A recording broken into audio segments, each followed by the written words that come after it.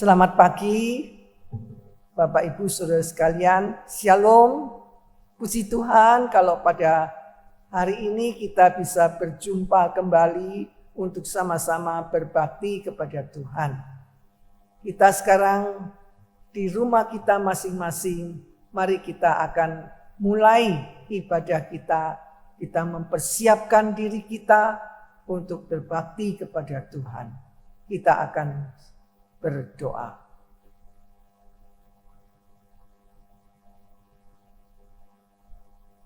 Pertolongan kami di dalam ibadah pada pagi hari ini adalah dari Tuhan pencipta langit dan bumi.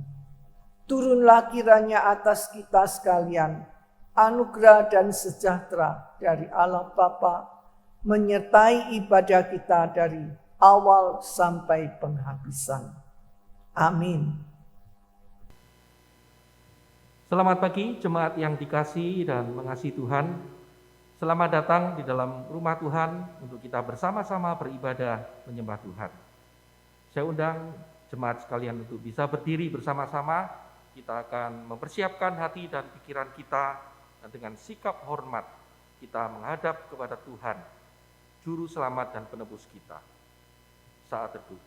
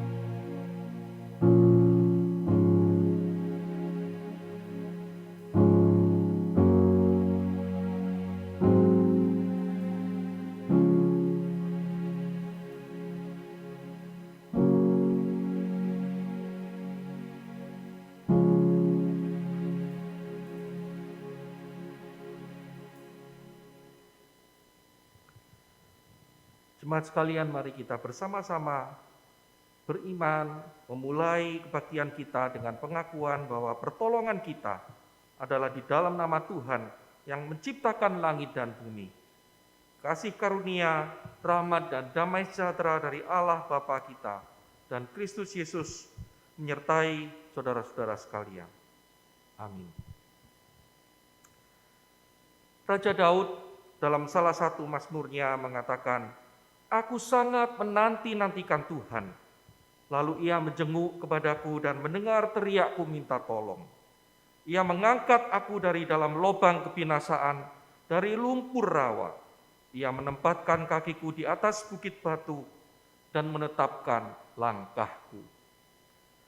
Dengan kerinduan yang sama seperti Raja Daud untuk selalu dekat dengan Tuhan, selalu merindukan kehadirat Tuhan, mari kita bersama-sama menaikkan pujian, menyembah Tuhan, menyanyikan hosana bagi Dia yang duduk di tahta.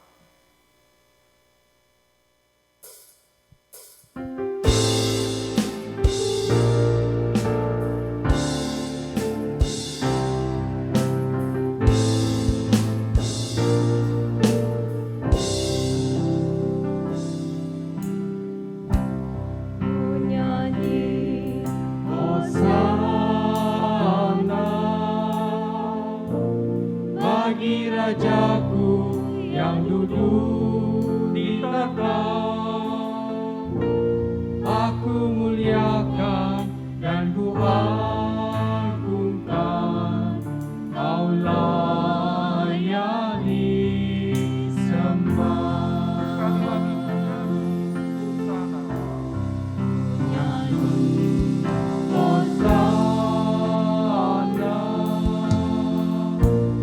Bagi Rajaku yang duduk di tahta, aku muliakan dan ku agungkan, Kau layani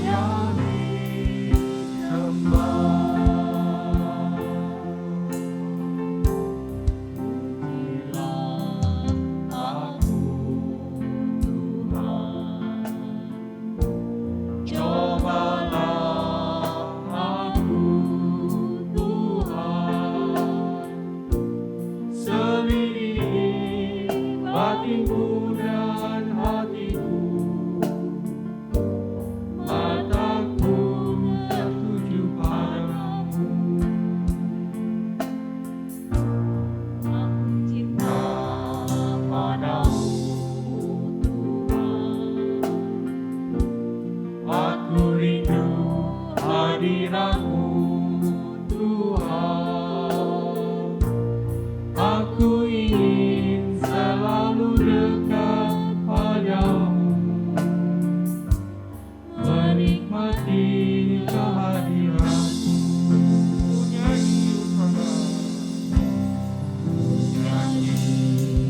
Hosana bagi Rajaku yang duduk di tahta. Aku muliakan dan ku agungkan, Kaulah yang disembah. Nyanyi Hosana bagi Rajaku yang duduk di tahta. Aku muliakan dan ku agungkan, Kaulah yang disembah. Sama-sama. Pujilah.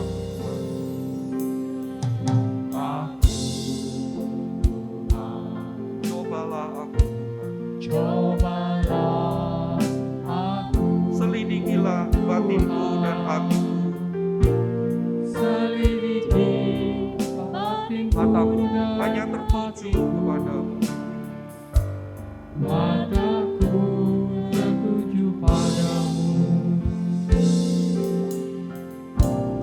Aku cinta padamu Tuhan. Katakan bersama, aku rindu Aku hadirat-Mu. rindu hadirat-Mu Biarlah kita Tuhan. selalu ingin dekat.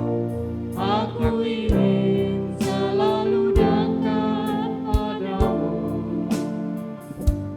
menikmati kehadiran-Mu. Nyanyi Hosana bagi Rajaku yang duduk di tahta. Aku muliakan dan ku agungkan, Kaulah yang disembah. Nyanyi Hosana bagi Rajaku yang duduk di tahta. Aku muliakan dan ku agungkan, Kaulah yang disembah. Nyanyi Hosana. Nyanyi Hosana bagi Rajaku yang duduk di tahta. Aku muliakan dan ku agungkan, Kaulah yang disembah. Kaulah yang disembah.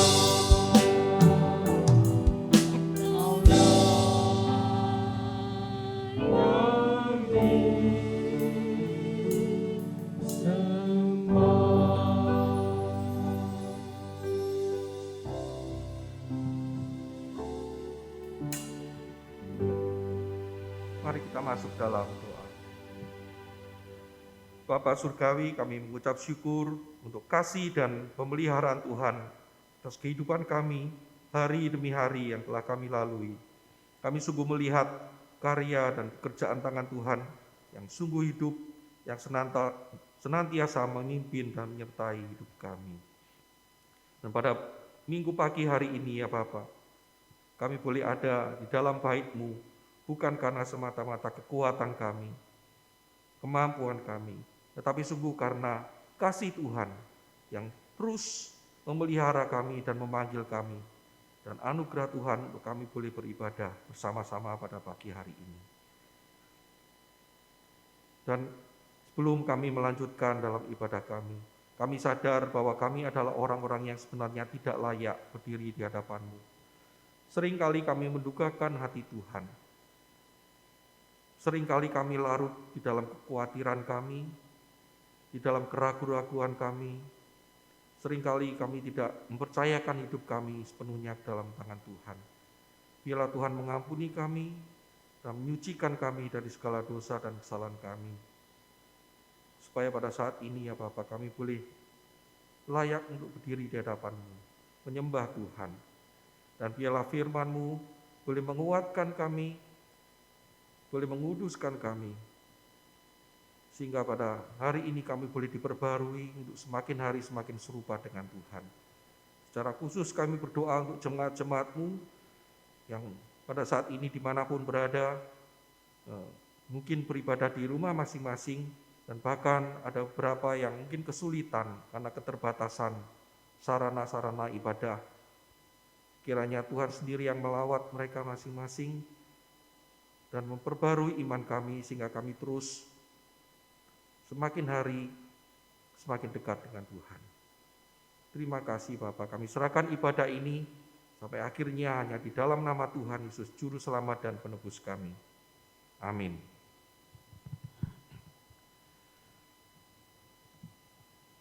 Dalam Mazmur 40 ayat 4 Daud mengatakan, Dia memberikan nyanyian baru di dalam mulutku untuk memuji Allah kita. Banyak orang yang akan melihatnya dan menjadi takut. Marilah kita bersama-sama mengucap syukur karena Tuhan sudah memberikan nyanyian yang baru dalam hidup kita. Dan dengarlah berita anugerah dari Roma pasal yang ke-10 ayat 9 sampai 11. Mengatakan, sebab jika kamu mengaku dengan mulutmu bahwa Yesus adalah Tuhan dan percaya dalam hatimu bahwa Allah telah membangkitkan Dia dari antara orang mati, maka kamu akan diselamatkan. Karena dengan hati orang percaya dan dibenarkan, dan dengan mulut orang mengaku dan diselamatkan. Karena kitab suci berkata, barang siapa yang percaya kepada Dia tidak akan dipermalukan. Marilah kita semua segenap orang yang percaya bersama-sama mengaku dengan mulut kita dan mengikrarkan pengakuan iman kita di dalam pengakuan iman rasuli bersama-sama demikian. Aku percaya pada Allah Bapa yang Maha Kuasa, Khalik langit dan bumi, dan kepada Yesus Kristus, Anaknya yang tunggal Tuhan kita, yang dikandung dari Roh Kudus, lahir dari anak darah Maria, yang menderita sengsara, di bawah pemerintahan Pontius Pilatus, disalibkan, mati dan kuburkan, turun ke dalam kerajaan. Pada hari yang ketiga, bangkit pula dari antara orang mati, naik ke surga, duduk di sebelah kanan Allah, Bapa yang Maha Kuasa, dan dari sana Ia akan datang untuk menghakimi orang yang hidup dan yang mati. Aku percaya kepada Roh Kudus, gereja yang kudus dan am, persekutuan orang kudus, pengampunan dosa, kebangkitan tubuh, dan hidup yang kekal. Amin. Jemaat silakan duduk. Mari dengan penuh sukacita kita bersama-sama menaikkan Yesus telah memberikan sebuah kidung yang baru di hati kita. Kidung yang begitu merdu sehingga malaikat pun memuji dan membesarkan namanya. Di hatiku ada kidung yang indah.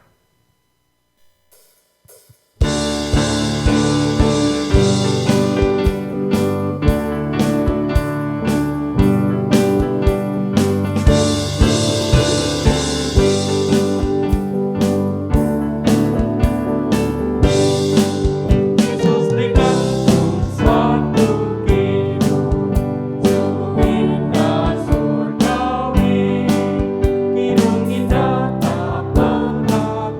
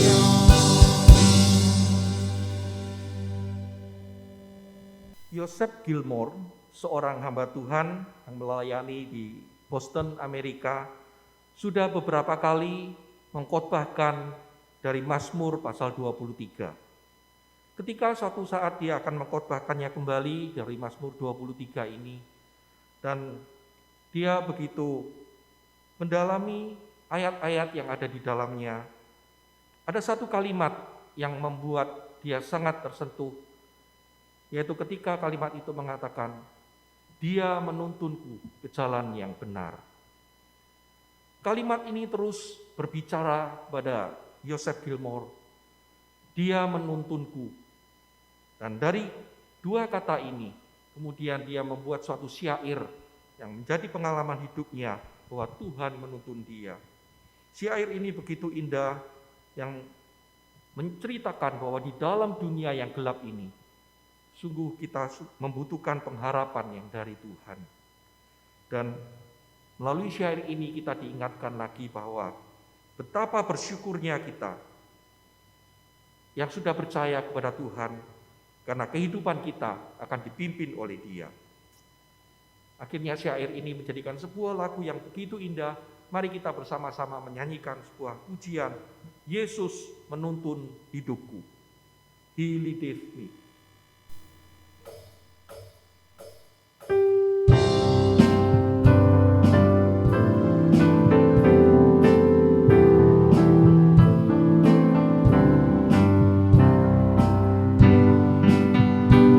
Yesus menuntun hidupku, hatiku bersukacita, siang malam dimanapun ada Yesus menuntunku.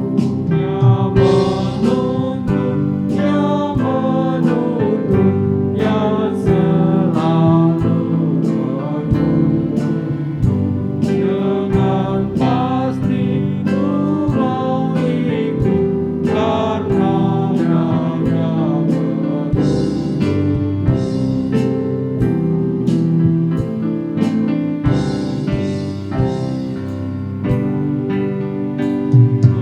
Mau memegang tangannya dan senang ikut langkahnya, suka duka dan apapun, pada Yesus menuntunku. Dia menuntun, Dia menuntun, Dia selalu menuntunku. Dengan pasti ku mau ikut, karena Dia menuntun.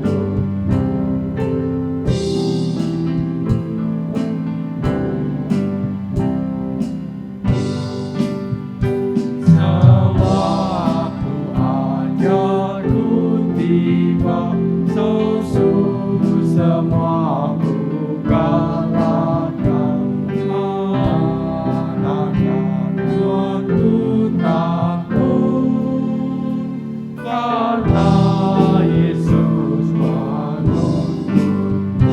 Dia menuntun, Dia menuntun, Dia selalu menuntun.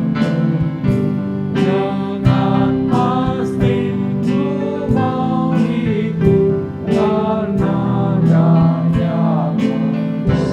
Dia menuntun, Dia menuntun, Dia selalu menuntun. Dengan pasti ku mau ikut, karena Dia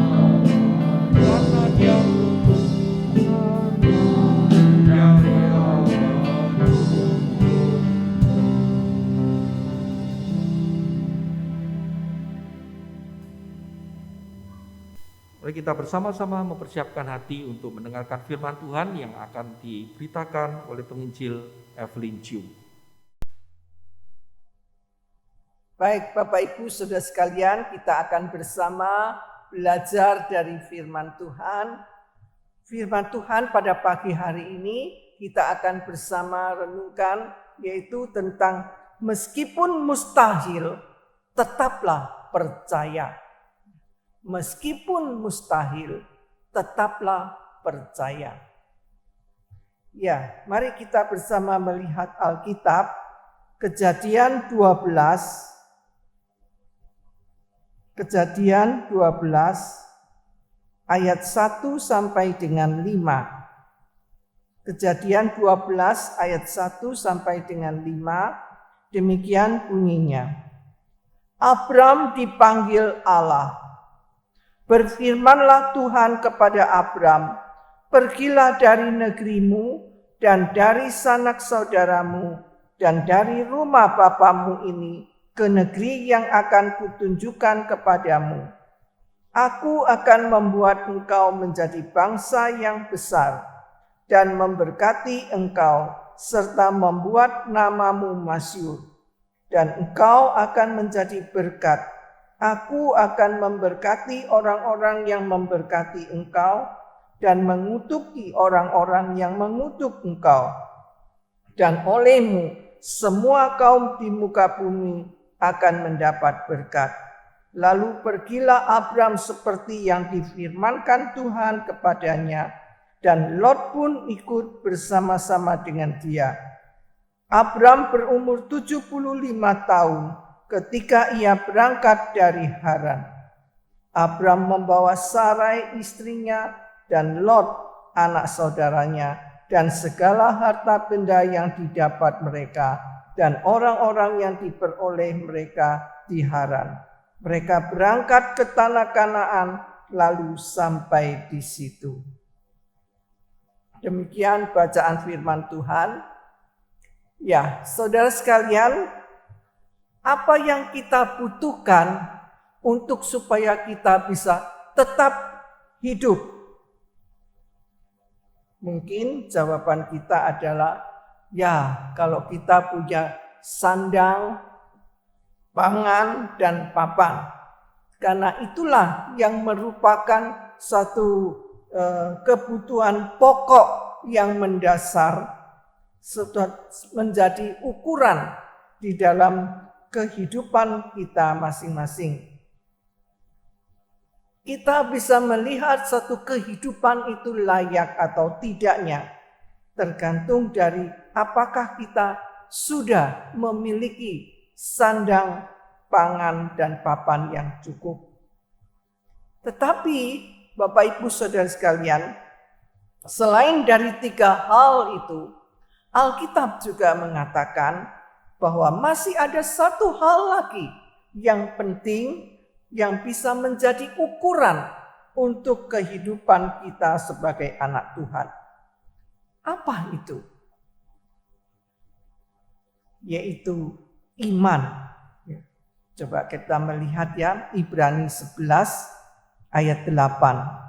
Ibrani 11 ayat 8. Karena iman Abraham taat ketika ia dipanggil untuk berangkat ke negeri yang akan diterimanya menjadi milik pusakanya. Lalu dia berangkat dengan tidak mengetahui tempat yang ia tuju.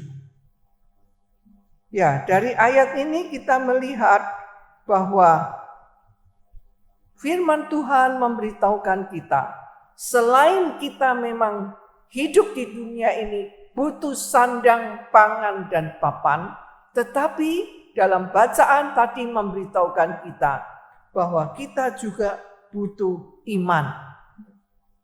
Dalam Roma 1 ayat 17 mengatakan, orang benar akan hidup oleh iman. Iman itu harus selalu ada dan berperan penting di dalam kehidupan kita masing-masing.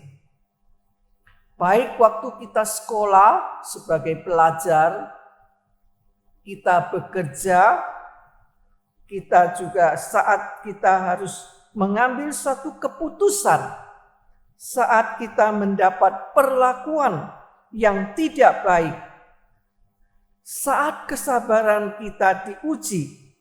Nah, iman ini sangat menentukan bagi kita.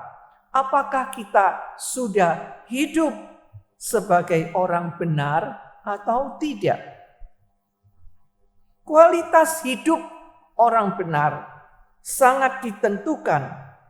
Adakah iman di dalam kehidupan kita? Mari kita bersama melihat dan belajar dari kehidupan Abraham. Nah, yang pertama kita melihat dalam Kejadian 12 ayat 1 dan 4. Ya, kita baca lagi Kejadian 12 ayat 1.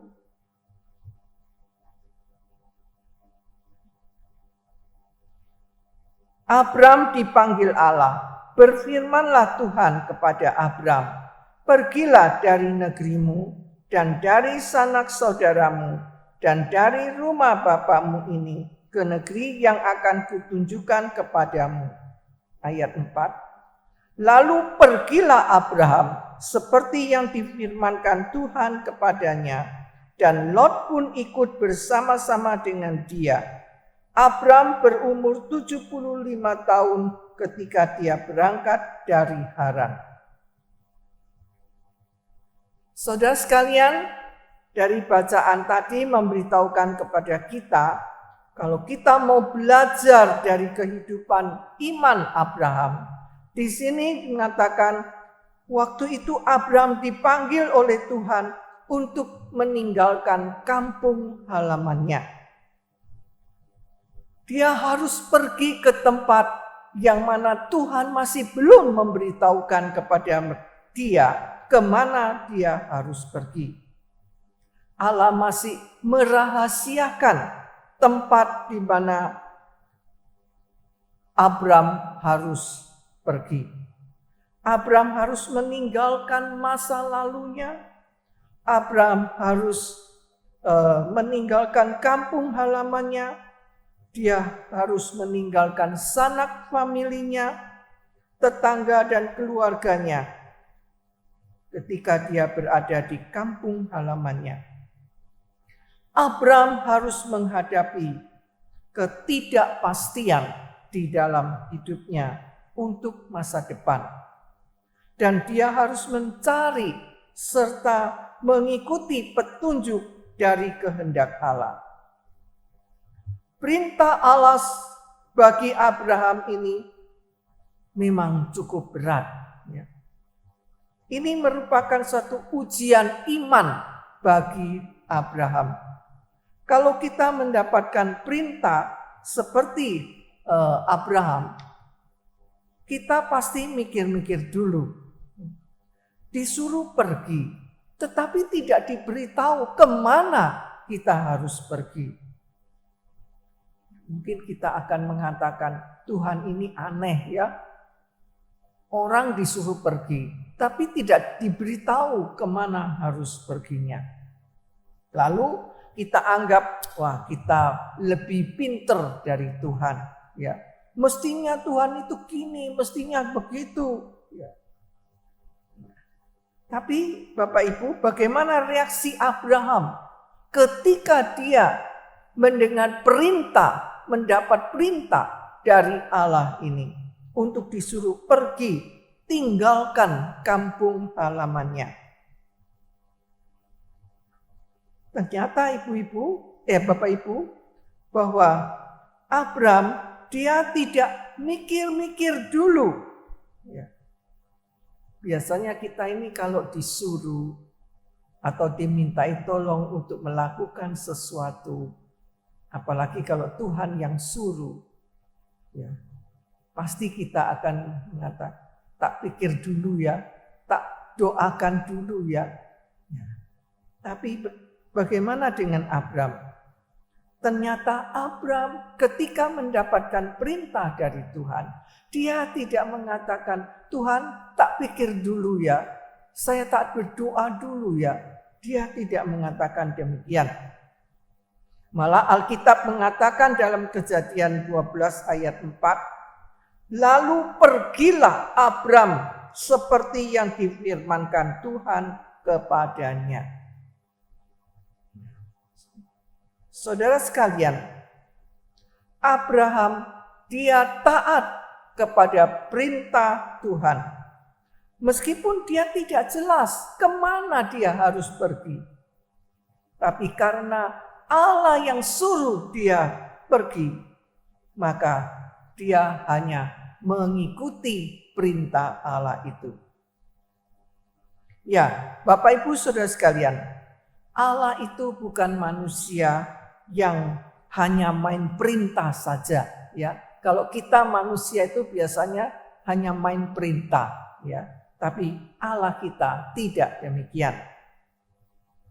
Dia yang memberikan perintah, dia juga memberikan suatu janji kepada Abraham.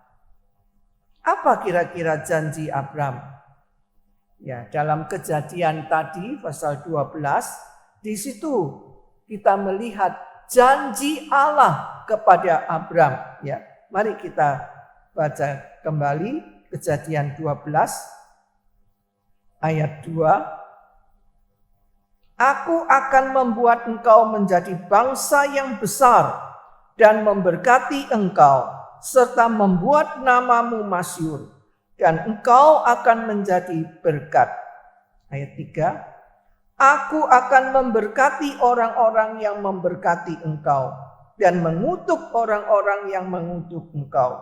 Dan olehmu semua kaum di muka bumi akan mendapat berkat. Ayat 7.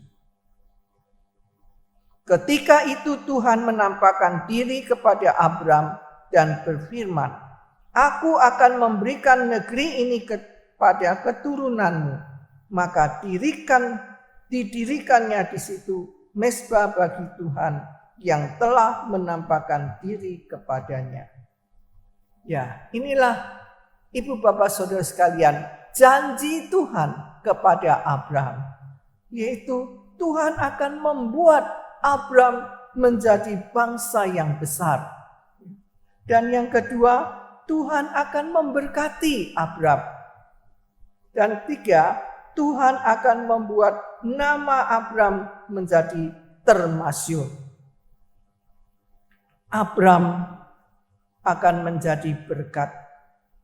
Dan berikutnya kita melihat bahwa yang memberkati Abraham, maka dia akan terberkati. Tapi siapa yang mengutuk Abraham, maka dia akan terkutuk. Semua bangsa akan diberkati melalui Abraham ini. Saudara sekalian, Allah memberikan perintah. Dia juga memberikan janji untuk menyertai Abraham. Sebagaimana Tuhan Yesus di dalam Matius 28 ayat 20, Tuhan Yesus memberikan suatu perintah kepada murid-muridnya untuk memberitakan Injil dan menjadikan sekalian bangsa itu adalah murid Tuhan. Tuhan Yesus bukan hanya memberikan perintah saja, tapi kita juga melihat bahwa dia juga akan menyertai orang-orang yang memberitakan Injil. Kalau mata kita hanya tertuju kepada perintah Tuhan saja, maka perintah ini akan terasa berat. Sebab itu, arahkanlah mata kita bukan hanya kepada perintahnya saja, tapi ingatlah bahwa Tuhan yang memberikan perintah, dia juga akan memberikan janjinya kepada kita. Nah, kalau kita ingat bahwa Tuhan berjanji akan menyertai kita, maka beban yang berat sekalipun akan terasa ringan. Ya, saudara sekalian, banyak orang bicara tentang dipanggil untuk melakukan segala sesuatu. Tetapi tidak banyak kita mendengar tentang orang dipanggil keluar dari sesuatu. Dipanggil untuk melakukan sesuatu dan dipanggil keluar untuk melakukan sesuatu adalah dua hal yang berbeda. Abram adalah orang yang dipanggil keluar dari bapaknya, sanak saudaranya, dan juga kampung halamannya yang nyaman. Tapi sekarang, karena Tuhan yang suruh dia keluar dari kampung halamannya yang nyaman untuk pergi, meskipun tidak tahu kemana arahnya, dia harus pergi. Tapi Abraham tetap taat kepada perintah Allah ini. Ya, saudara sekalian, apakah kita saat ini sedang mengeluh kepada Tuhan? Karena Tuhan menarik kita dari suasana yang nyaman. Dalam masa pandemi ini sudah 1 tahun lebih, ya mungkin sudah 1,5 tahun ya. Kalau sebelum pandemi hidup kita begitu enak, usaha kita begitu lancar, kita merasakan berkat Tuhan berkelimpahan. Dalam keluarga kita merasakan adanya satu kenyamanan.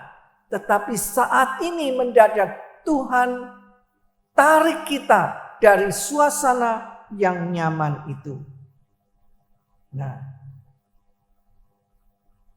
mungkin kita protes kepada Tuhan. Tuhan, kenapa saya dulu sudah enak-enak, kok sekarang keadaanku begini menderita?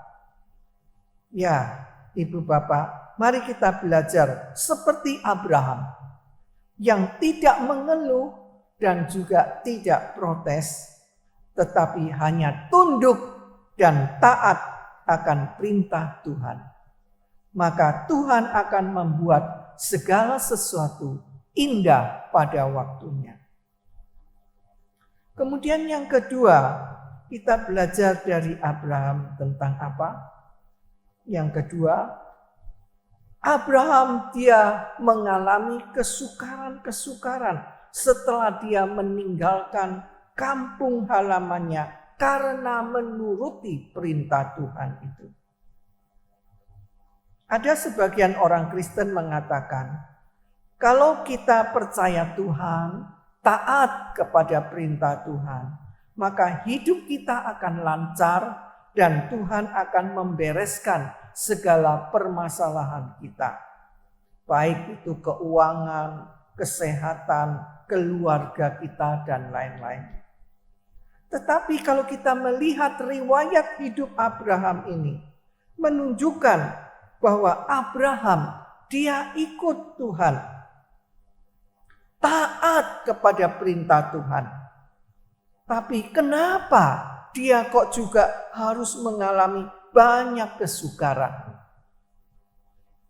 Bukankah dia sudah menuruti apa yang menjadi kemauan Tuhan? Pada umumnya kita berpandangan kalau kita sudah menuruti Tuhan, pasti hidup kita akan lancar dan nyaman. Ya, Ibu Bapak sekalian, Alkitab di dalam Mazmur 34 ayat 20 mengatakan, kemalangan orang benar itu banyak. Ya, Abraham adalah orang yang benar. Tetapi sekalipun demikian, Abraham juga mengalami kesulitan penderitaan. Bukan saja orang jahat yang mengalami penderitaan, tapi orang benar pun juga mengalami penderitaan. Tetapi Bapak Ibu, Tuhan itu tidak membiarkan kita. Dia akan menolong kita. Mari kita melihat kesulitan-kesulitan apa saja yang dialami oleh Abraham yang sudah taat kepada kehendak Tuhan. Ya, dalam Kejadian 12 tadi menceritakan tentang Allah membawa Abraham bersama keluarganya keluar dari kota Haran menuju ke Kanaan. Kanaan ini adalah sebuah kota yang Tuhan janjikan untuk diberikan kepada keturunan Abraham. Tapi ternyata kota ini bukan kota yang kosongan yang langsung diberikan pada Abraham. Melainkan kota Kanaan masih ada penduduknya, yaitu orang-orang Kanaan. Di mana penduduknya orang-orang Kanaan ini adalah orang-orang yang tidak baik, yang tidak mengenal Tuhan. Abraham tidak bisa langsung menempati kota Kanaan itu. Penduduk Kanaan tidak mengenal Allah. Keturunan Abraham yang akan menempati Kanaan harus berjuang membinasakan penduduk asli Kanaan itu, supaya bangsa Israel bisa tinggal di Kanaan dan tidak terpengaruh oleh kebejatan orang-orang Kanaan. Berkat memang dijanjikan untuk kita sekalian, tetapi harus melalui perjuangan juga. Firman Tuhan mengatakan, orang yang tidak mau bekerja, dia tidak akan mendapatkan makanan. Inilah kesulitan yang dialami oleh Abraham. Sudah keluar dari Kanaan, masih harus mengalami kesulitan yang lain. Menghadapi orang-orang di Kanaan yang begitu jahat dan brutal, tidak mengenal Allah. Dan berikutnya kita melihat kesulitan apalagi yang dialami oleh Abraham setelah dia menuruti perintah Tuhan ini. Dalam Kejadian 12 ayat 10 mengatakan bahwa Abraham dia mengalami kelaparan. Mengalami kelaparan. Ketika dia sampai di Kanaan. Nah, Kanaan ini seringkali terjadi musim kering. Bencana ini tidak bisa dicegah. Satu-satunya cara untuk mengatasi bencana kekeringan itu adalah mereka harus pindah ke Mesir. Di sana ada sungai Nil yang menyediakan air yang cukup untuk ternak dan juga untuk pertanian. Sebab itu Abraham bersama rombongannya mereka pindah ke Mesir untuk sementara waktu. Dan juga di Mesir terjadi masalah lagi. Abraham ketakutan kalau istrinya itu diambil oleh Raja Firaun. Karena istri Abraham cantik rupanya. Maka dia terpaksa harus bohong dan minta supaya istrinya kalau ditanya oleh orang, katakan kamu adalah adikku.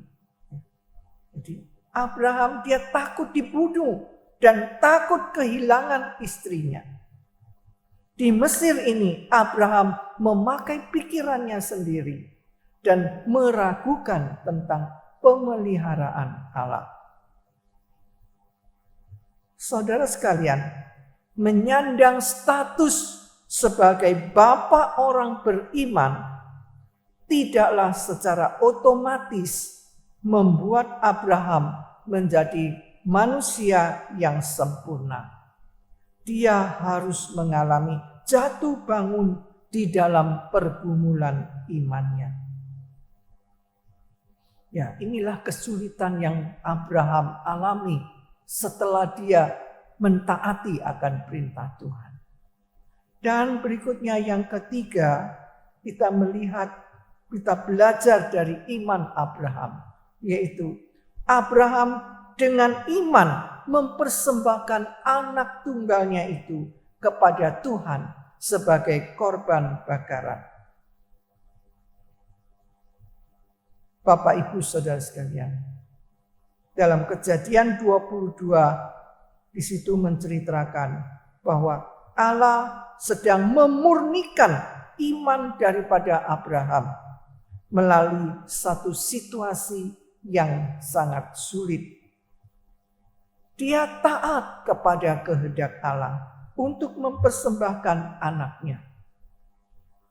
Iman dan ketaatan itu adalah dua hal yang berjalan bersama-sama. Iman tidak akan menghasilkan mujizat dan berkat besar jikalau tidak ada ketaatan.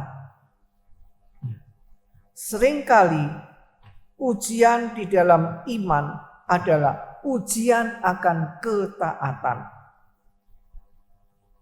Mungkin kita beriman, tetapi kita tidak melihat hasil dari iman kita itu. Karena kita kalah di dalam ujian ketaatan ini. Contohnya Abraham, ya.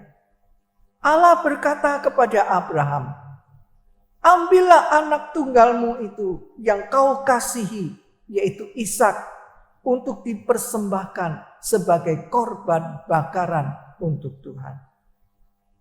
Nah, permintaan ini tentu sangat menyulitkan bagi Abraham. Karena Ishak ini adalah anak sematawayang. Tidak mungkin dia rela untuk mempersembahkan anaknya sebagai korban bakaran. Apalagi Abraham mendapatkan anak ini di waktu dia sudah lanjut usia. Sekarang Tuhan mau minta anak ini untuk dipersembahkan kepada Tuhan. Ishak ini adalah merupakan harapan bagi Abraham untuk masa depan. Tapi sekarang Tuhan minta. Apa tindakan Abraham? Apakah dia berdebat dengan Tuhan? Apakah dia mengatakan kepada Tuhan, Tuhan, permintaanmu itu terlalu berat sekali. Berilah aku kesempatan untuk berpikir dulu. Abraham tidak mengatakan apa-apa kepada Tuhan, melainkan pada keesokan harinya langsung Abraham mempersiapkan segala-galanya untuk mentaati perintah Tuhan ini. Dan dia tidak menunda-nunda untuk melakukan perintah Tuhan.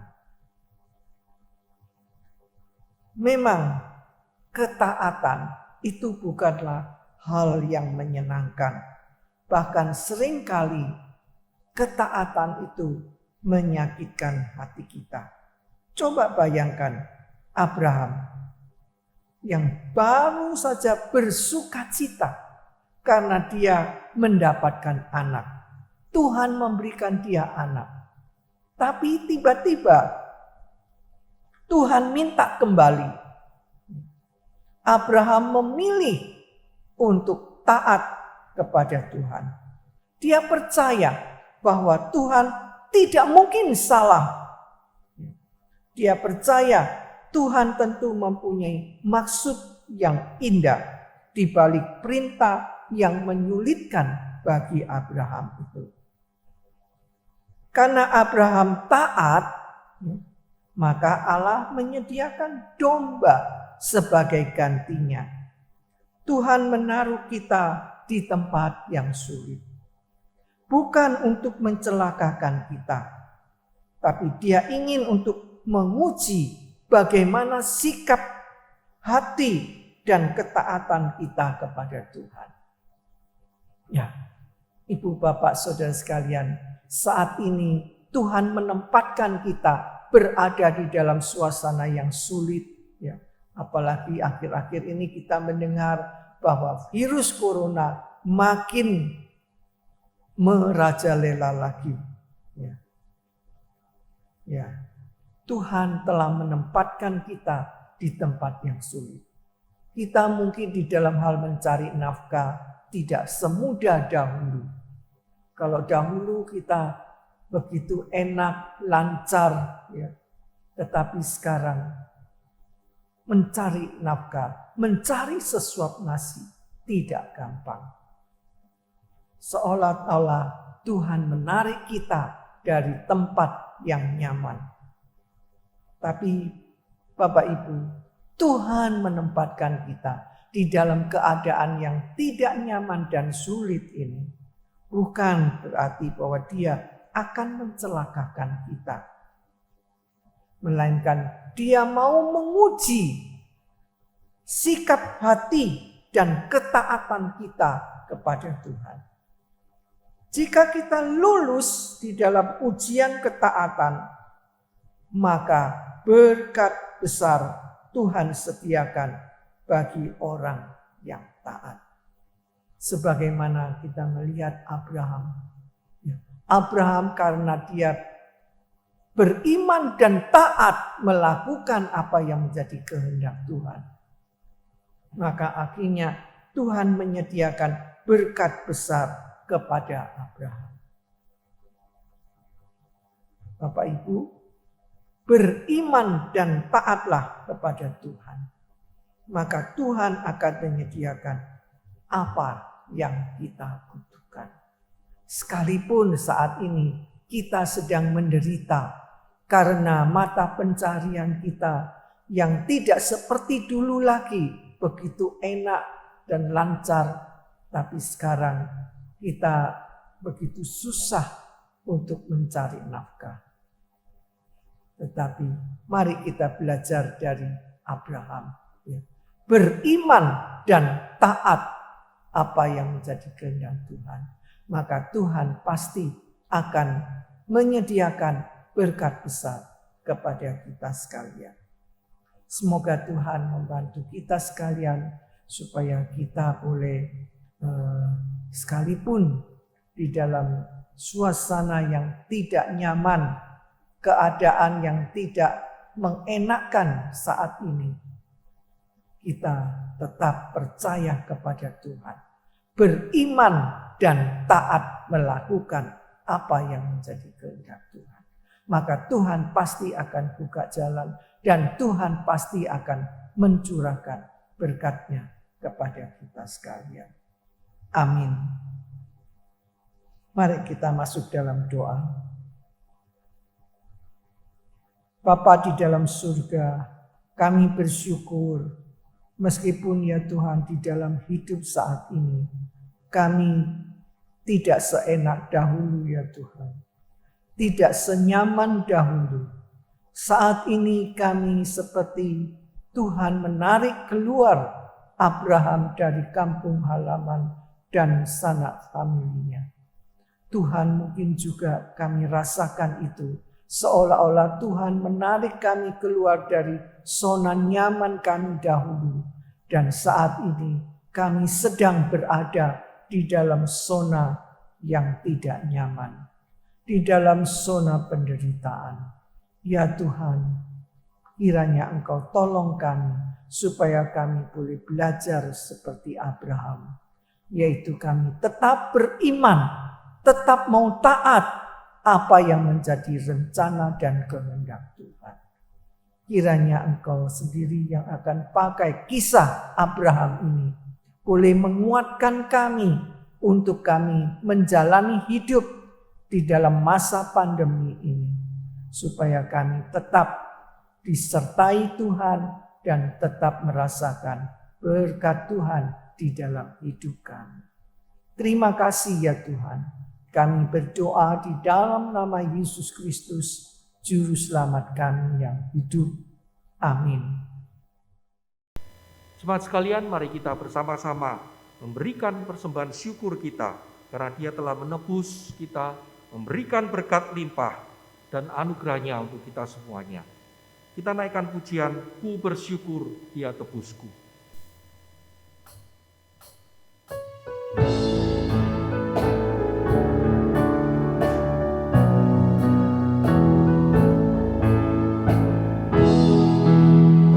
Bersyukur Dia tebusku, ku diberi berkat limpah. Ku bersyukur Dia sertaku dan ikut anugerahnya.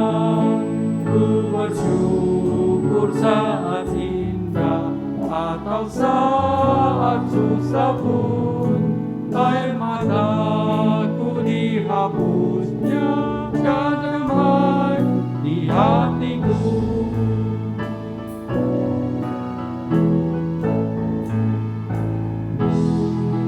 Ku bersyukur Dia dengarku, meskipun tak terkabul. Waktu badai menerpaku, anugerahnya melimpah. Meski susah atau duka, Dia beriku penghiburan. Rahmat-Nya selalu sertaku, kasih-Nya iringiku.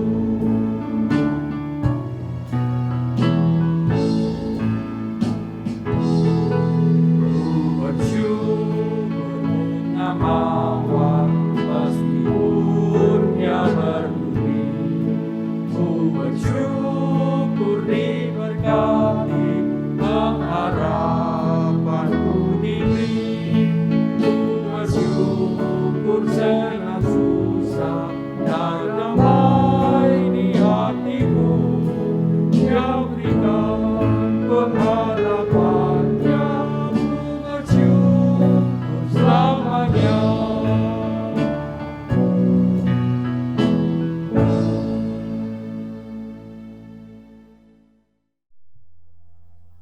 Bapa di dalam surga, kami saat ini sudah mengumpulkan persembahan kami untuk diberikan guna mendukung pekerjaan Tuhan di Gereja Kristen Kalam Kudus Kemayoran ini.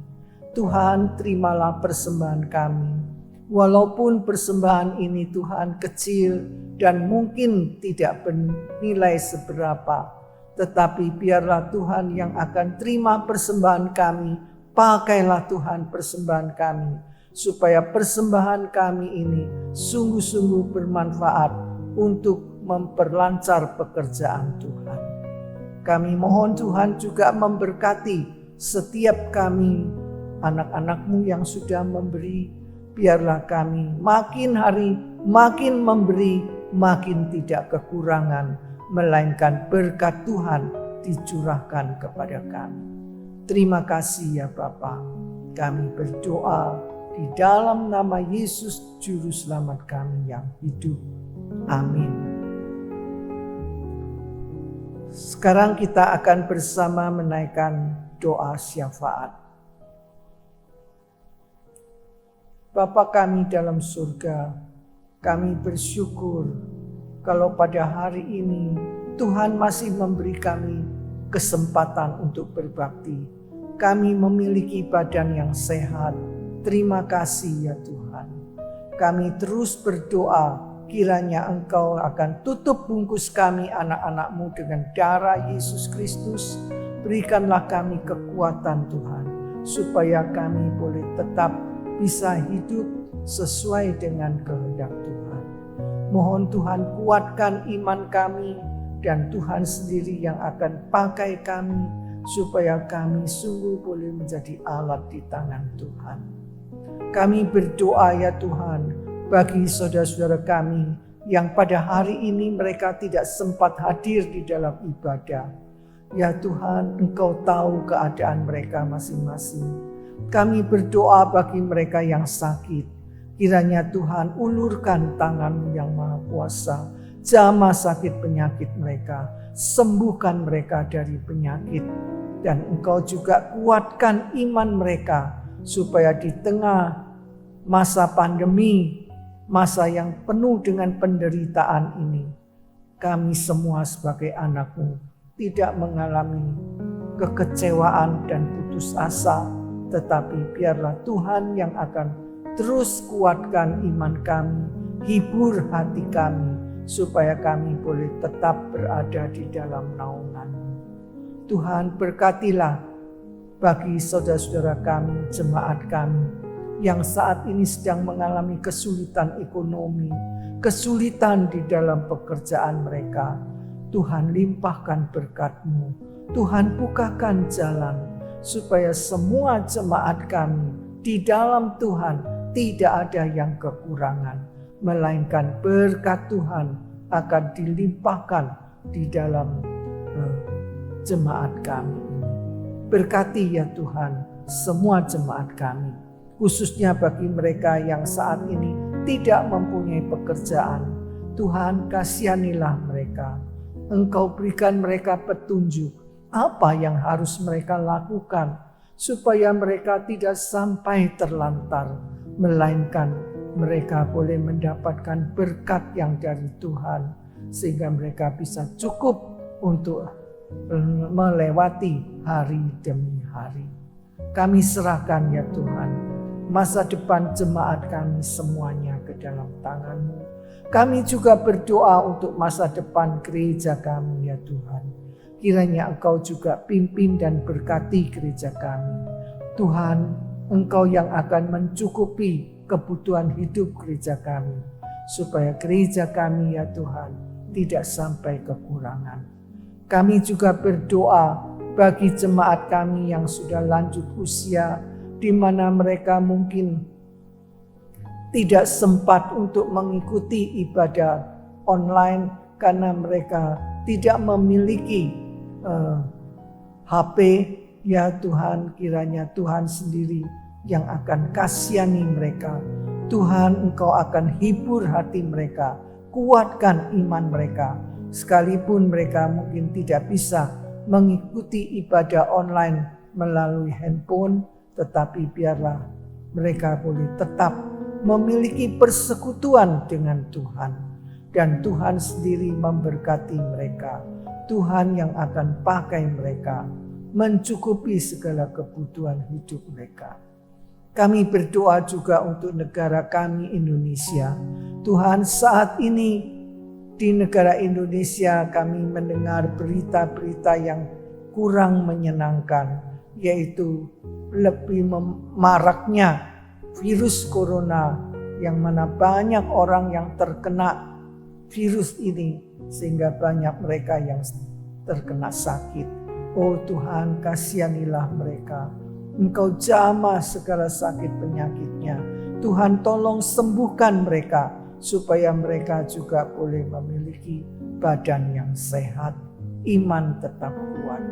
Kami serahkan ya Bapa, pemerintah kami Indonesia. Berikanlah hikmat bijaksana kepada pemerintah, khususnya kepada Presiden kami, Bapak Joko Widodo, bersama dengan semua menterinya. Biarlah mereka bisa bekerja sama, bersahati ya Tuhan, untuk melakukan tugas pekerjaan mereka.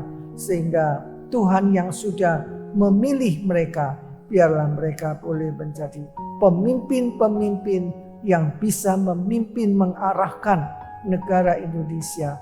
Kami sebagai rakyat Indonesia boleh senantiasa merasakan ketenangan hidup di dalam negara ini. Terima kasih ya Bapak. Kami serahkan negara Indonesia ke dalam tangan Tuhan. Engkau berkati negara kami. Kami juga berdoa Tuhan untuk sekolah Kristen Kalam Kudus yang ada di Kupang Jaya. Kiranya Tuhan juga berkati sekolah kami. Tuhan pimpin sekolah kami. Tuhan pakai sekolah kami supaya sekolah kami ini juga boleh menjadi wadah penginjilan untuk bisa memenangkan lebih banyak jiwa bagi Tuhan. Berkati Tuhan setiap aktivitas di dalam gereja kami, baik itu persekutuan wanita, persekutuan anak-anak, dan juga pemuda remaja. Tuhan, Engkau sendiri yang akan berkati. Tuhan, pakai kami anak-anak-Mu supaya kami juga bisa memenangkan lebih banyak jiwa buat Tuhan. Terima kasih ya Bapa. Kami serahkan waktu selanjutnya hanya di dalam nama Yesus Kristus, Juru Selamat kami yang hidup. Haleluya. Amin.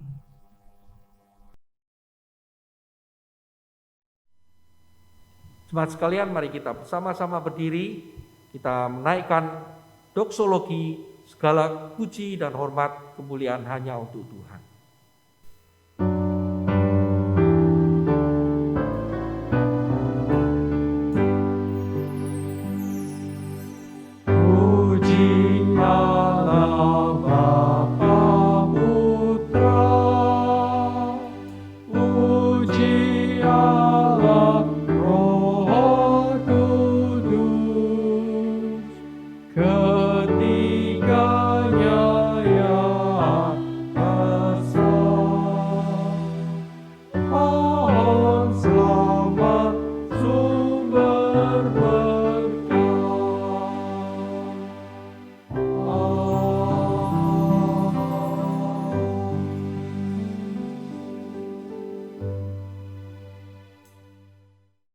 Bapak Ibu, mari kita berdiri, kita akan tutup ibadah kita dengan berkat Tuhan.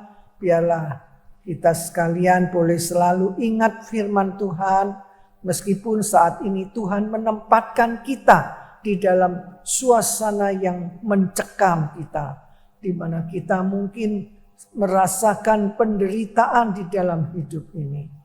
Tapi marilah kita belajar seperti Abraham, boleh tetap beriman dan taat kepada apa yang menjadi kehendak Tuhan untuk kita lakukan.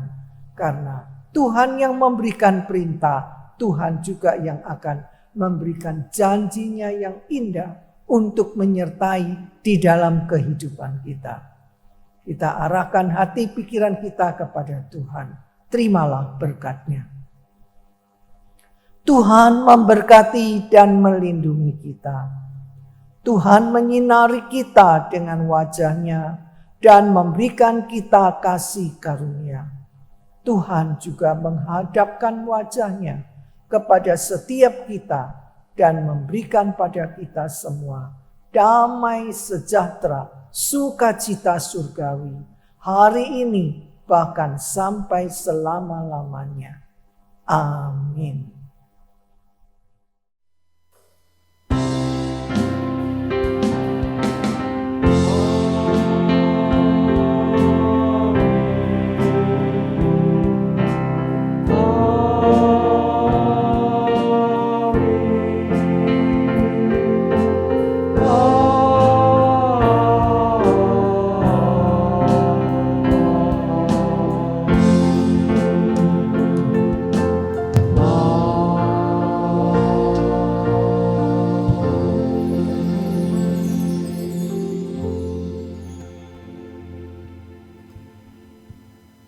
Ibadah selesai, jemaat silakan untuk saat teduh.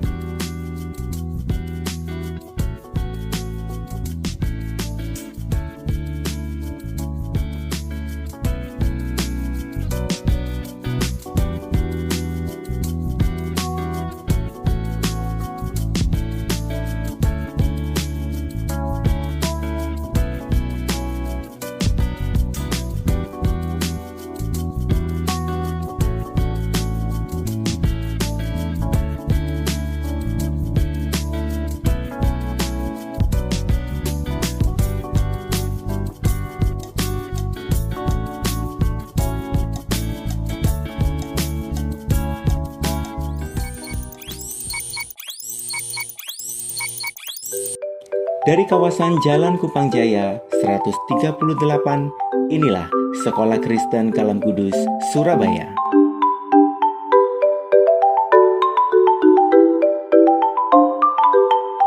Sekolah Kristen Kalam Kudus, Surabaya telah berpengalaman lebih dari 40 tahun. Senantiasa mengedepankan semangat untuk mendidik, mengajar, dan mewujudkan terbangunnya manusia yang utuh, yang takut akan Tuhan, mandiri, dan berguna bagi dunia.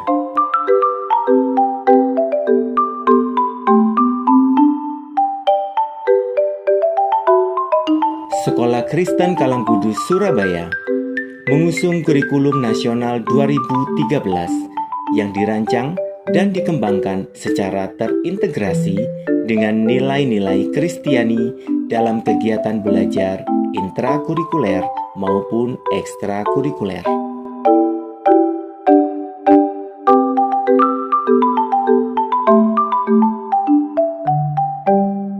Udah 13 tahun, 12-13 tahunan. Anak-anak di sini tuh baik, terus habis itu kayak mereka nggak pilih-pilih teman, kayak kerohaniannya tuh mereka benar-benar solid itu. Jadi kayak kita benar-benar mengutamakan Tuhan dalam pertemanan. Dalam setiap pembelajarannya dan membantu saya untuk bisa sampai saat ini menyelesaikan S1 saya di salah satu universitas ternama di Jakarta. Ke ilmu pengetahuannya kan moral. Nah itu yang selalu kayak jadi reminder aku setiap harinya untuk selalu lebih baik. Dia bisa mengikuti setiap kegiatan yang di sekolah ini. Banyak cewek sih yang lebih deket.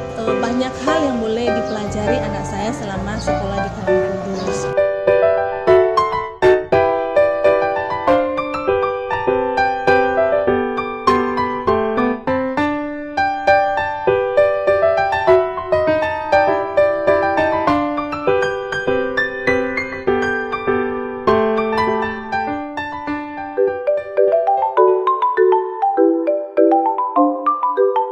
Telah dibuka penerimaan peserta didik baru untuk jenjang KB, TK, SD, SMP, dan SMA tahun pelajaran 2021-2022. Dapatkan potongan 50% uang gedung selama bulan promosi khusus untuk anak pendeta, anak guru, anak alumni Sekolah Kristen Kalangkudus, dan juga promosi rekomendasi.